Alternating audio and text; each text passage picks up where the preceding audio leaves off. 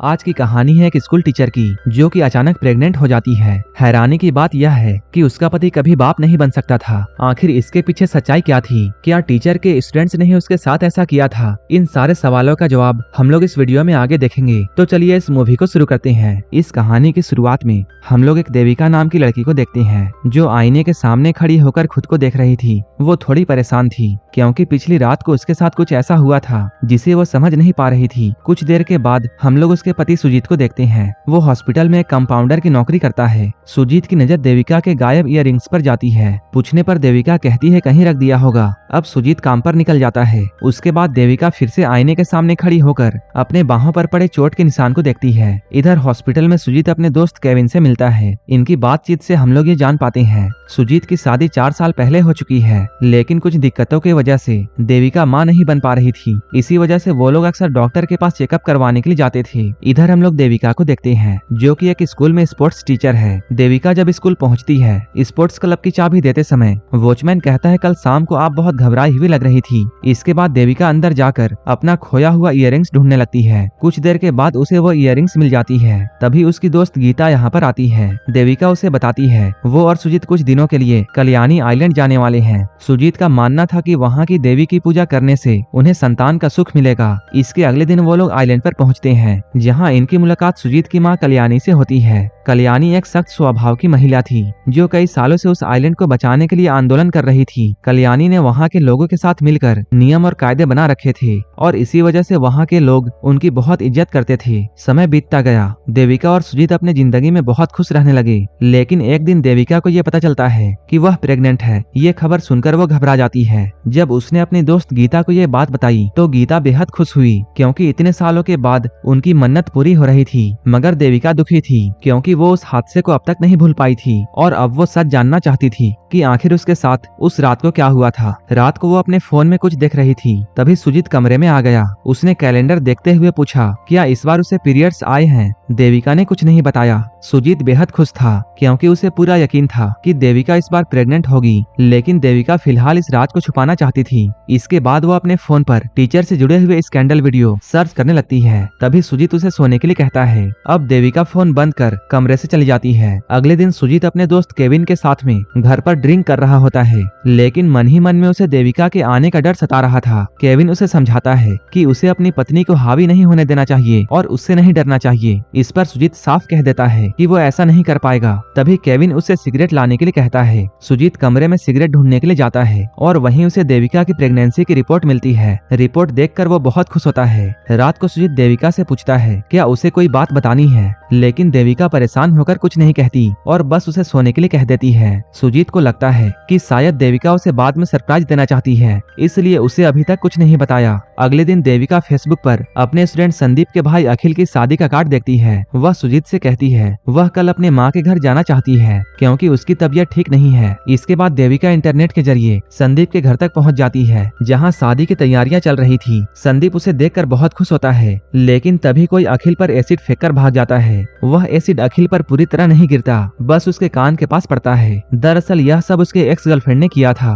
क्योंकि अखिल किसी और से शादी करने जा रहा था। इसके बाद सब लोग उसे तुरंत हॉस्पिटल लेकर जाते हैं। काफी देर हो जाने के बाद संदीप देविका को बस स्टैंड पर छोड़ने के लिए आता है। रास्ते में देविका उससे उसके दोस्तों के बारे में पूछती है। संदीप उसे बताता है कॉलेज के बाद उसके सारे दोस्त अलग अलग जगह पर जाकर सेटल हो गए। इसके बाद जब वो बस स्टैंड पर पहुंचते हैं तो देविका अपना बैग संदीप के कार में छोड़कर बस देखने के लिए बाहर जाती है। थोड़ी देर के बाद वापस आकर अपना बैग लेती है। असल में उसने जानबूझकर ऐसा किया था क्योंकि बैग में उसने अपना फोन रिकॉर्डिंग ऑन करके रख दिया था। बस में बैठने के बाद जब वो उस रिकॉर्डिंग को सुनती है तब उसे ये मालूम चलता है उस वक्त संदीप अपने एक फ्रेंड मार्टिन से बातें कर रहा था कि उन्होंने अपने टीचर के साथ जो भी कुछ किया था उसकी जांच फिर से शुरू हो रही है। इससे उनके फंसने के पूरे चांस हैं। वहीं जिसने देविका के साथ में गलत किया था वह दोस्त इस समय कोची में था और उसका नाम नवीन था। मार्टिन उसे समझाता है कि उसके पास टीचर की फोटोज और वीडियोस हैं, इसलिए देविका उनका कुछ नहीं बिगाड़ पाएगी। ये सुनकर देविका टूट जाती है और रोने लगती है। फिर वह फेसबुक में जाकर कोची वाले फ्रेंड नवीन को सर्च करती है, जो उस समय फूड डिलीवरी का काम करता था। माँ के घर पहुँचने के बाद देविका यह पूरी इंसिडेंट अपनी बहन धनिया को बताती है। ये सुनकर धनिया भी रो पड़ती है और वह उसे हिम्मत से काम लेने की सलाह देती है। उधर सुजीत डॉक्टर से मिलने जाता है। वहाँ डॉक्टर उसे बताती है कि देविका अपने बच्चे का एबॉर्शन कराना चाहती है। ये सुनकर सुजीत को गहरा सदमा लगता है, क्योंकि इतने सालों के बाद उनके घर बच्चा आने वाला था और अब देविका उसे खत्म करना चाहती है। इसी बीच देविका अपने डैड के पुराने दोस्त से मिलने के लिए जाती है। देविका के फादर का दोस्त पुराने समय में बम बनाने का काम किया करते थे। असल में 18 साल पहले देविका के डैड पहाड़ तोड़ने के लिए बम बनाने का काम करते थे। यहाँ से घर लौटने के बाद सुजीत देविका से प्रेगनेंसी के बारे में सवाल करता है और गुस्से में पूछता है कि वो अपने बच्चे का एबॉर्शन क्यों कराना चाहती है। तब देविका रोते हुए उसे सब कुछ बता देती है। इसके बाद हम लोग उस घटना को देखते हैं जिसने देविका की जिंदगी पूरी तरह बदल कर रख दी और जिसके वजह से देविका अंदर ही अंदर टूट चुकी थी। असल में कुछ महीने पहले एथलीट मीट होने वाली थी। उसी दौरान विवेकानंद स्कूल के कुछ लड़के देविका के स्पोर्ट्स क्लब हॉल में मौज मस्ती कर रहे थे। उस समय बाकी सारे स्टूडेंट्स वहाँ से जा चुके थे, तो देविका ने उन लड़कों को वहाँ से जाने के लिए कहा, मगर उन्होंने चालाकी से उसे एक टॉफी दी जिसमें ड्रग्स मिला हुआ था। टॉफी खाते ही देविका चक्कर खाकर बेहोश हो गई। इसके बाद नवीन और उसके दोस्तों ने देविका के साथ सभी ने मिलकर दुष्कर्म किया और ऐसा करते हुए उसकी वीडियो भी बना ली। जब देविका को होश आया तब उसकी हालत बहुत खराब थी। आधे होश में ही वो घर लौट आई। यह वही दिन था जब शुरुआत में हमने देविका को आईने के सामने खड़े हुए देखा था। उसकी बॉडी पर उन लड़कों के दिए हुए कई जख्म थे। ये सुनकर सुजीत और भी गुस्से में आ गया और देविका से कहने लगा, तू अपने पेट में पता नहीं किसका पाप लेकर घूम रही है। और इस तरह सुजीत देविका को भला बुरा कहने लगा और उससे गुस्सा होकर हॉस्पिटल चला गया। वहाँ जाकर उसने केविन को पूरी बात बताई। ये सुनकर केविन उससे कहता है, उसने पहले ही चेतावनी दी थी कि अपनी वाइफ को इतना आजादी मत दो। अब हालत ऐसा है कि सबसे बेहतर यही होगा कि उस बच्चे का एबॉर्शन करा दिया जाए ताकि समाज के लोग उंगली ना उठाए। लेकिन सुजीत इस बात को टाल देता है और कहता है कि देविका से जाकर सीधे वही इस बारे में बात कर ले। अगले ही दिन केविन देविका के पास में आता है। उस समय घर पर सुजीत की माँ भी मौजूद थी, इसलिए सुजीत उन्हें अंदर लेकर जाता है। मौका पाकर केविन देविका पर ही इल्जाम लगाने लगता है कि जो भी कुछ हुआ वो सारी गलती उसी की है। साथ ही वह उसे एबॉर्शन करने के लिए भी कहता है। ये सुनकर देविका गुस्से से भर जाती है और वो केविन को वहाँ से भगा देती है। रात में देविका सुजीत से कहती है, केविन तुम्हारा दोस्त है, मेरा पति नहीं।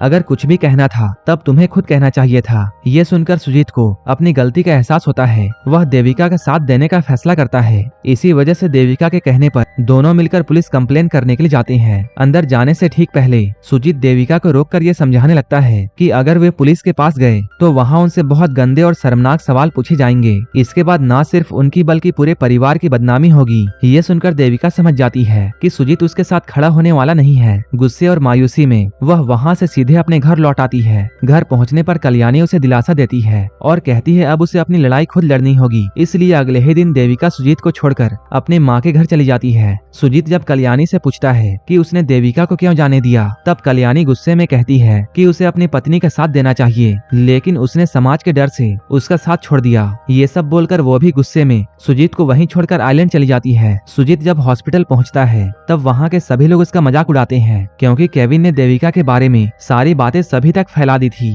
ये सुनकर सुजीत को बहुत गुस्सा आया और उसने केविन की पिटाई कर दी। वहीं दूसरी तरफ अमजद नाम का लड़का देविका से मिलता है। वो कहता है कि सालों पहले पुलिस ने उसके डैड को अरेस्ट कर लिया था, लेकिन वो बुरे इंसान नहीं थे। अमजद के डैड देविका के गुरु थे, जिन्होंने देविका को मार्शल आर्ट सिखाया था। अमजद उसे अपने डैड का दिया हुआ एक तोहफा देता है जो उन्होंने देविका के लिए भेजा था। इधर देविका की सास कल्याणी ने देविका की मदद करने के लिए एक पुलिस वाले को भेजा जिसका नाम रॉय था। रॉय से उसे मालूम चला कि नवीन इन दिनों कोची में है। वो वहाँ जाकर नवीन से मिलती है और इतने प्यार से बात करती है कि नवीन उसकी तरफ खींचने लगता है। जाते जाते वो अपना नंबर देकर शाम में कॉल करने के लिए कहती है। अब देविका और नवीन की चैटिंग शुरू हो जाती है। वह उसे अगले दिन मिलने के लिए एक लॉज में बुलाती है। वहीं इधर रॉय देविका को ये बताता है कि बचपन से ही उसकी परवरिश कल्याणी मैडम ने की थी, इसलिए वह उनके लिए कुछ भी कर सकता है। उनका प्लान था कि अगले दिन नवीन को लॉज में बुलाकर वहीं खत्म कर देंगे। वहीं दूसरी तरफ हम लोग सुजीत को देखते हैं, जिसे अपनी गलतियों का एहसास हो चुका था। वो देविका से बात करने की कोशिश करता है, लेकिन देविका उसका कॉल नहीं उठाती। इधर रॉय किसी काम से अपने सीनियर के साथ में जाता है, इसलिए देविका को अकेले ही नवीन से मिलने के लिए जाना पड़ता है। वो लॉज असल में एक ओयो होटल था जहाँ कपल्स आया करते थे। वहाँ पहुंचकर देविका नवीन के कमरे में जाती है। शुरू में नवीन उसके करीब आने लगता है, जिससे देविका को थोड़ी घबराहट महसूस होती है, लेकिन वह चुप रहती है। कुछ ही देर के बाद नवीन उसे जबरदस्ती नीचे गिरा देता है और तभी उसके 3 दोस्त जिसमें संदीप भी होता है वहाँ आ जाते हैं। वो सब देविका को बताते हैं कि उन्हें पता है कि उनका पीछा किया जा रहा है। तभी संदीप कहता है उनके पास देविका की सारी वीडियोस हैं। वो लोग देविका को वीडियो अपलोड करने की धमकी देते हैं, लेकिन कहते हैं कि वो ऐसा नहीं करना चाहते, बस चाहते हैं कि देविका चुपचाप उनका पीछा छोड़ दे। देविका उनसे मन्नतें करने का नाटक करती है, लेकिन फिर अचानक दरवाजा बंद कर देती है और इसके बाद वो अपने गुरुजी का दिया हुआ हथियार निकालकर उन पर हमला कर देती है। मार्शल आर्ट की ट्रेनिंग की वजह से देविका इन लड़कों को पटक पटक कर मारती है। लड़के एक एक करके बुरी तरह घायल हो जाते हैं। संदीप और मार्टिन डर के भागने लगते हैं। तभी रॉय वहाँ आकर उन्हें रोक लेता है और दोनों को बेरहमी से मारता है। इसके बाद देविका नवीन के सामने वही बम रख देती है जिसे पहाड़ तोड़ने के लिए उसके डैड इस्तेमाल किया करते थे। धमाके के साथ देविका का बदला पूरा हो जाता है। इसके बाद हम लोग कहानी में कुछ समय बाद का सीन देखते हैं। यहाँ सुजीत देविका से मिलकर उससे माफी मांगता है, लेकिन देविका साफ कह देती है कि अब वो अकेले ही अपनी जिंदगी जीना चाहती है। साथ ही देविका ये बताती है कि उसने अपने बच्चे का एबॉर्शन नहीं कराया क्योंकि अब वही बच्चा उसकी ताकत है। इस सीन के साथ ये मूवी यहीं पर खत्म हो जाती है। ऐसे ही वीडियोस के लिए आप हमें टेलीग्राम और इंस्टाग्राम पर फॉलो कर सकते हैं, जिसका लिंक डिस्क्रिप्शन में दिया हुआ है।